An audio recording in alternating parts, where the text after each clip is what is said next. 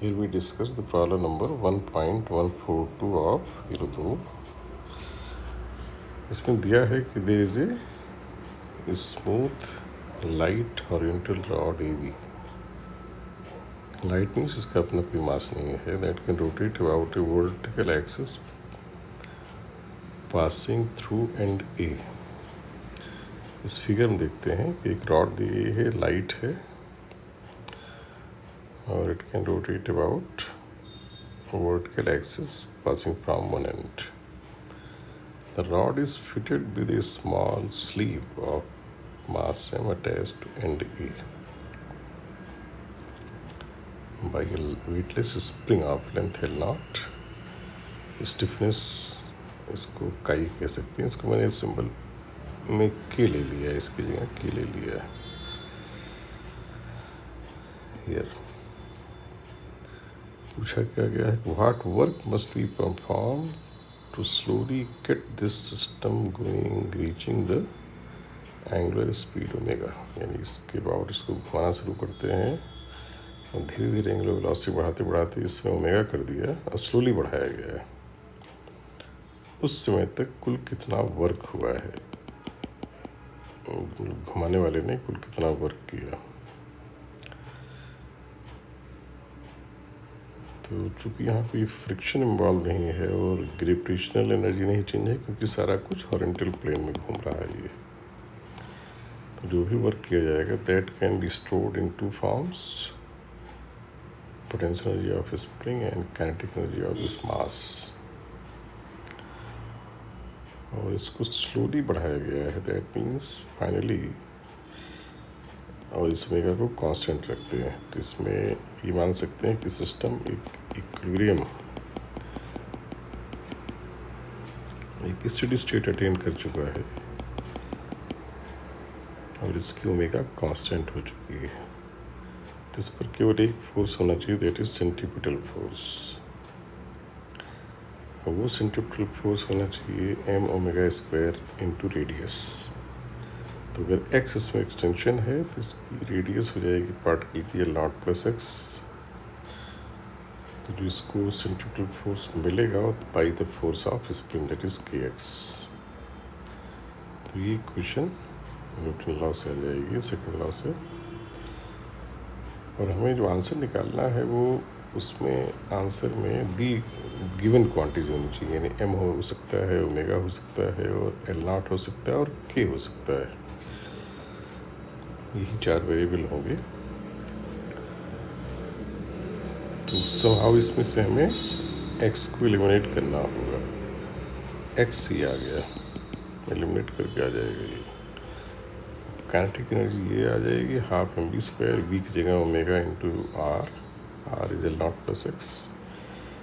Potential जी होगी half x square. इनको एडअप करेंगे और x को यहाँ से रिप्लेस कर दिया जाए. तो उसकी इसमें मेन ट्रिक है हाउ टू एलिमिनेट x इस टोटल एनर्जी के एक्सप्रेशन में से. तो अगर यहाँ से लोग के एक्स को बाहर ले लें और फाइनली x की जगह ये वाला एक्सप्रेशन रिप्लेस कर दें तो हमें आंसर आ जाएगा सिंपल. और एक स्पेशल केस में अगर ये रेशियो दिया हुआ होगा से ओमेगा स्क्वायर अपॉन के से ईटा, तो ईटा के टर्म्स में और L0 के टर्म्स में ये टोटल एनर्जी आ जाएगा, दैट इज टोटल वर्क. इसमें कोई खास ट्रिक नहीं, बट ये क्वेश्चन लिखना और वर्क कहाँ दिखेगा हमें ये रियलाइज करना. वर्क दिखेगा in form of potential energy and kinetic energy.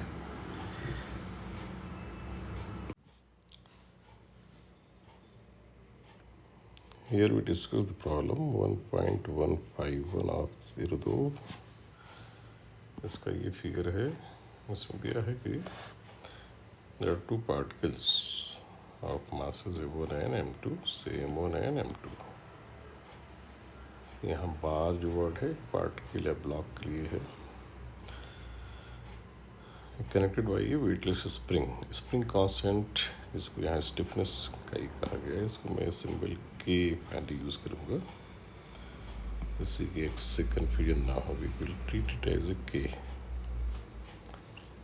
और क्वेश्चन क्या कहता है कि ये सब कुछ स्मूथ है, बार टू यानी block two is shifted by small distance x towards left, यानी इस तरफ प्रेस करते हैं एंड देन रिलीज्ड, इसको एक्सप्रेस करके छोड़ देते हैं। क्वेश्चन है find the velocity of centre of inertia यानी centre of mass of the system after bar one breaks off the wall. तो इसमें जो कॉन्सेप्ट पता होना चाहिए, एक तो हमें ये पता होना चाहिए एक सेंटर ऑफ मास की वेलोसिटी लिखने का जो एक फार्मूला है जो मोस्ट पॉपुलर है, that is m1v1 plus m2v2 upon total mass. एक तो ये हमें आइडिया होना चाहिए, दूसरा ये आइडिया होना चाहिए कि इसको जब प्रेस करके छोड़ेंगे तो ये वाला ब्लॉक वॉल से अलग कब होगा। तो जब प्रेस करके छोड़ेंगे, जब तक स्प्रिंग में कंप्रेशन है तब तक ये ब्लॉक दबा हुआ फील करेगा। जिसमें कंप्रेशन ख़त्म हो जाएगा यानी ब्लॉक वापस अपनी इनिशियल पोजीशन पर जाएगा तो स्प्रिंग फोर्स ज़ीरो, तो यहाँ भी कॉन्टैक्ट फोर्स ज़ीरो हो जाएगा क्योंकि अब स्प्रिंग इसको प्रेस नहीं कर रही है। और जैसे ही इस वेलोसिटी की वजह से, क्योंकि वापस जब आएगा तो ऐसी वेलोसिटी आएगी, इस वेलोसिटी की वजह से ज़रा सा राइट में जाएगा ये, अब स्प्रिंग में एक्सटेंशन आना शुरू होगा। एक्सटेंशन आने का मतलब स्प्रिंग इसको खींचेगी, इस ब्लॉक को भी। तो चूँकि यहाँ से कोई पुल करने वाला फोर्स नहीं, इस ब्लॉक को राइट में जरा सा भी फोर्स मिलेगा तुरंत ही अलग हो जाएगा। That means we can say जिस समय ब्लॉक प्रेस होने के बाद वापस अपने इनिशियल पोजीशन में आएगा उसी समय इसका कॉन्टैक्ट ख़त्म हो जाएगा। तो हमें सिंपली ये निकाल लेना है कि जब वापस आएगा तो इसकी स्पीड क्या होगी, वही v2 हो जाएगा। और v1 उसमें ऑब्वियसली क्या है, ज़ीरो, क्योंकि तब तक केवल ये अलग हुआ है, इसको कोई वेलोसिटी नहीं मिली है। क्योंकि अचानक वेलोसिटी तो जर्क से मिल सकती है, जर्क यहाँ अवेलेबल नहीं है यानी इम्पल्स अवेलेबल नहीं है, धीरे धीरे बढ़ेगी वेलोसिटी। बट हमें उससे बताया ना जब ये जस्ट अलग ही हुआ है तो अलग होते समय v1 तो क्या रख दिया जाएगा, ज़ीरो, तो m1 into zero plus m2, और उस समय इसकी वेलोसिटी मान लो v2 है तो v2 अपॉन टोटल मास। तो आंसर पाने में केवल हमें v2 निकालना है। तो how to find v2 energy conservation से आ जाएगा, क्योंकि जब ये जिस समय हमने प्रेस करके छोड़ा था सिस्टम में हमने एक मैकेनिकल एनर्जी इंट्रोड्यूस कर दी। मैकेनिकल एनर्जी इज हाफ के एक्स स्क्वायर। जब ब्लॉक वापस आएगा ये तो स्प्रिंग की एनर्जी तो ख़त्म हो गई, इसमें भी कोई वेलोसिटी आई नहीं है, तो सारी स्प्रिंग की एनर्जी यानी पोटेंशियल एनर्जी कन्वर्ट हुई है इसकी काइनेटिक में। So that will be simply half m2 v2 square, और यहाँ से v2 की वैल्यू आ जाएगी k/m2 square root into X. We place this value here, तो हमें cm की वेलोसिटी यानी सेंटर ऑफ इनर्शिया या सेंटर ऑफ मास की वेलोसिटी आ गई m2x root k/m2 upon m1 plus m2, यही आंसर हो जाएगा। इसको थोड़ा और सिंप्लीफाई कर सकते हैं और इसको रूट के अंदर ले सकते हैं, राइट। तो ये एक पार्ट हो सकता है। जी एडवांस में इसमें और भी क्वेश्चन ऐड किया जा सकते हैं, जैसे ये पूछ ले इस ब्लॉक को जिसमें यहाँ से प्रेस करके रिलीज़ किया था, उसके बाद सेंटर ऑफ इनर्शिया की वेलोसिटी में टाइम पूछ ले, बाद में भी पूछ ले, यानी इसके बाद के अलग होने के बाद टाइम के साथ कैसे वेलोसिटी cm चेंज होगी। तो that will be interesting question. तो इनफैक्ट जिसमें यहाँ से छोड़ेंगे प्रेस करके तो ब्लॉक जब धीरे धीरे वेलोसिटी गेन करेगा तो इस एक्सप्रेशन से देख सकते हैं कि इसकी वेलोसिटी जीरो बनी रहेगी, इसकी बढ़ती रहेगी, तो cm की वेलोसिटी बढ़ती रहेगी अलग होने तक। तो अगर ग्राफ खींचें वेलोसिटी ऑफ cm और टाइम में, तो पहले इसकी वेलोसिटी टाइम के साथ बढ़ेगी। ग्राफ ऐसा क्यों आएगा वो बाद में बताऊँगा मैं। लेकिन जैसे ही ब्लॉक अलग होगा, ये ब्लॉक जैसे ही अलग होगा, अब इस फैमिली पर बाहर से फोर्स लगना बंद हो गया, क्योंकि स्प्रिंग में फोर्स जो भी रहेगा एक्सटेंशन कॉम्प्रेशन वो इंटरनल होगा।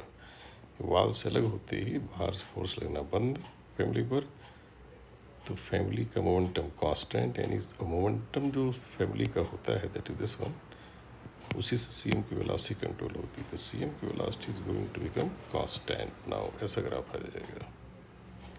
सो ये पार्ट इंटरेस्टिंग होगा, राइट।